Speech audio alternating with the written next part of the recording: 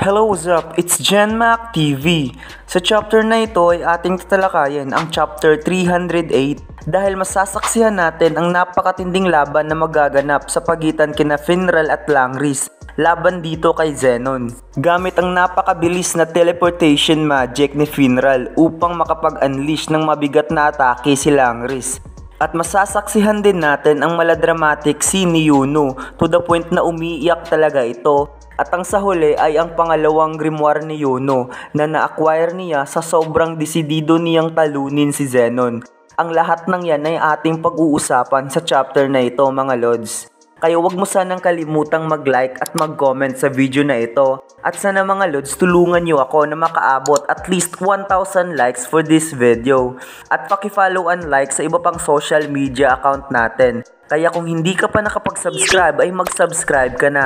At i-hit mo na rin yung notification bell para lagi kang updated kapag meron tayong bagong video. Dahil magsisimula na tayo mga lods. So bago tayo magsimula ay konting nakaraan muna tayo sa huling chapter. So nasaksihan nga natin ang paghingi ni Zenon kay Beelzebub ng kanyang puso upang ma-acquire ang mataas na antas na kapangyarihan ng isang Supreme Devil. Pagkatapos ay nag-iba yung form ni Zenon at makikitang mas lalo itong lumalakas nang nakamit ang kapangyarihan ng puso ng isang Supreme Devil. Dito nga ay naglaban sina Yuno at Zenon. Subalit hindi kinaya ni Yuno at naisama ito sa gumuguhong pader.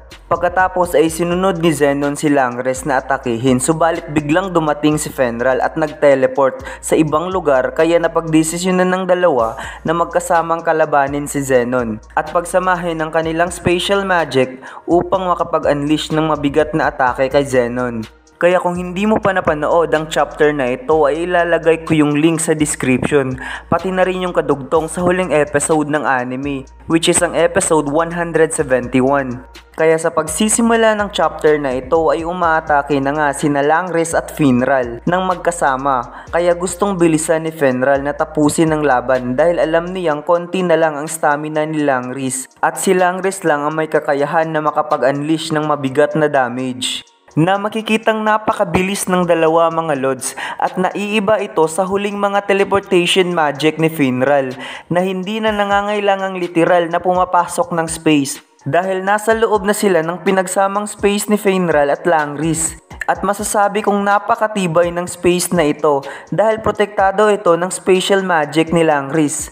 Kaya sobrang nahirapan si Zenon na makatama dahil sa sobrang bilis nitong makalipat ng lugar kung saan gugustuhin ni Finral. Sinabi ni Zenon na alam na niya kung gaano kabilis mag-teleport ang dalawa. At alam niyang hindi niya talaga ito mahahabol. Kaya maghihintay na lamang siya ng tamang pagkakataon o maunang umatake ang dalawa bago niya ito tatapusin. Pagkatapos ay biglang nag-teleport ang dalawa sa harapan ni Zenon at agad naman niya itong inatake. Subalit sa sobrang bilis nga nito ay hindi na nga niya ito natamaan. At huli na ang lahat dahil lumipat ang dalawa sa likuran ni Zenon. At yung momentum ng atake ni Zenon ay patapos na. At huli na nga ang lahat upang depensahan ang kanyang sarili dahil handa na ang dalawa para sa mapinsalang atake using special magic ni Langris. Kaya napa-WH80 si Zenon mga lods. So kaya pala napakabilis ni Finral mga lods dahil ginamit niya ang mana method upang mas lalo pang bilisan ang movement ng kanyang teleportation magic. Habang si Langris ay handa na para sa mapinsalang atake upang hatiin ang space kasama ang katawan at puso ng isang Supreme Devil. At kahit gaano pa kalakas ang depensa nito ay wala pang hindi nahahati si Langris gamit ang kanyang special magic at maihahambing ko ito ang atake ni Langris sa dimension slash ni Captain Yami. Pagkatapos ay lumipat yung scene kung saan nakahiga si Yuno sa gitna ng napakaraming libro. At nasaan kaya si Yuno ngayon mga lods? Ang inakala natin sa huling chapter ay natabunan ito sa gumuguhong pader. At tumalsik lang pala ito sa gitna ng napakaraming libro. At napaka-familiar ang lugar na ito mga lods. Ang naiiba lang yung structure dahil mayroon itong stage sa gitna. At ito ang Town Hall Grimoire ng Spade Kingdom. Dito nga ay nagkamalay na si Yuno at inakala niyang segundo pa lamang siya nakahiga doon. Subalit na-realize niyang minuto na pala siyang walang malay. Habang tinitignan niya ang gumuguhong pader at hinahanap si Zenon at Langris. Pagkatapos ay laking gulat ni Yuno sa kanyang nakita dahil nakita niyang bumagsak si Langris at nakalambitin sa itaas ang isa pang Magic Knights gamit ang Bone Magic ni Zenon. At makikitang nahati nga talaga yung katawan ni Zenon mga lods gamit ang atake ni Langris na kayang hatiin ng space kasama ang mga bagay na nasa space na hinati niya. Ay ang puso lamang ni Zenon ang hindi nahati at masasabi kong napakalakas ng puso ng isang Supreme Devil dahil para ba itong may vow na hindi talaga ito basta-basta lang mawawasak kundi ang may pinakamataas na antas na magic lamang ang may kakayahan na magwasak nito. Dahil kahit ang atake ni Langris na kayang wasakin ng kahit anumang bagay ay hindi nagawang wasakin ang puso ng isang Supreme Devil.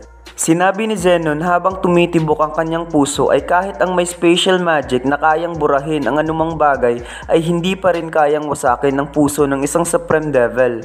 At napansin ko mga lods, ang mukha ni Zenon ay naging look-alike talaga ni Beelzebub. Kaya naghalo ang emosyon ni Yuno nang nakita niya ito pagkatapos ay narealize niya na ang nakalambitin ay ang kasamahan ni Asta na kapatid ni Langris at pareho silang papatayin na ni Zenon.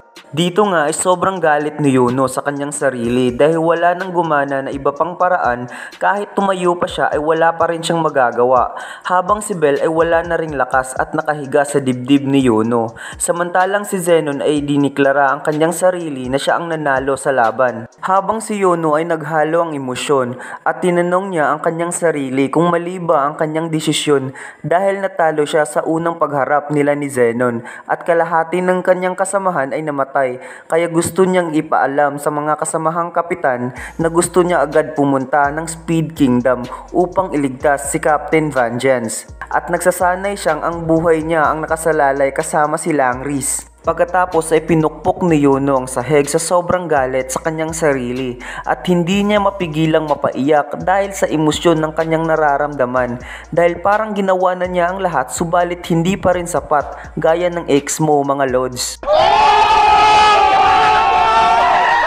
Kaya napasabi si Yuno kung ito na ba talaga ang katapusan at ito lang ba talaga ang kanyang halaga.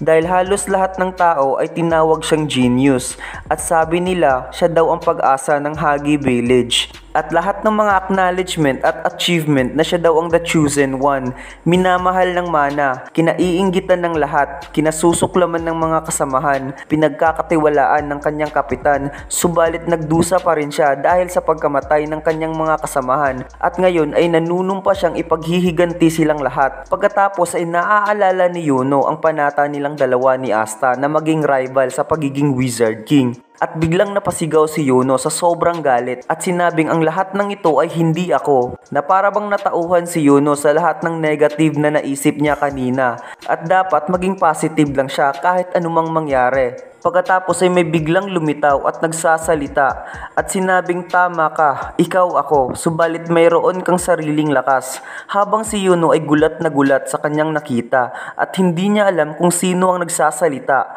Pagkatapos ang lumilitaw na bagay ay unti-unting nagiging grimoire na may simbolo ng Speed Kingdom. At lumiwanag ito sa buong paligid ng Town Hall Grimoire. Habang si Yuno ay hindi pa rin makapaniwala na may biglang lumitaw na grimoire sa kanyang harapan. And then lumipat yung scene sa labas ng Speed Kingdom at nakita ng lahat ang liwanag na nanggaling sa itaas at kumonekta sa ibaba kung saan naroon si Yuno. Habang ang mga resistance ng Speed Kingdom ay naramdamang pinili na si Yuno ng kanyang Speed Grimoire. Habang si Patre ay inakalang si Yuno ay nagtataglay lang ng Wind Magic. Pagkatapos ay tumayo si Yuno na pinapalibutan ng napakalakas na hangin at sinabing ililigtas niya ang kanyang captain at ang Clover Kingdom upang maging Wizard King at ngayon ay sisiguraduhin niyang wawakasan niya ang buhay ni Zenon. Na makikitang nakatayo na si Yuno at hindi lang nanunumbalik ang kanyang lakas dahil mas lalo pa itong lumalakas dahil sa kanyang pangalawang grimoire na galing sa Speed Kingdom at inaasahang mayroong dalawang kapangyarihan si Yuno sa kanyang pangalawang grimoire habang hawak-hawak niya si Bel na patayo na rin at nanunumbalik ang lakas. At dito lang nagtatapos ang ating kwento sa chapter na ito mga lods. Kaya huwag mo sanang kalimutang mag-like at mag-comment sa video na ito. At sana mga lods tulungan nyo ako na makaabot at least 1,000 likes for this video. At paki-follow and like sa iba pang social media account natin. At yun lang mga lods. Salamat. It's time to shoutout mga lods.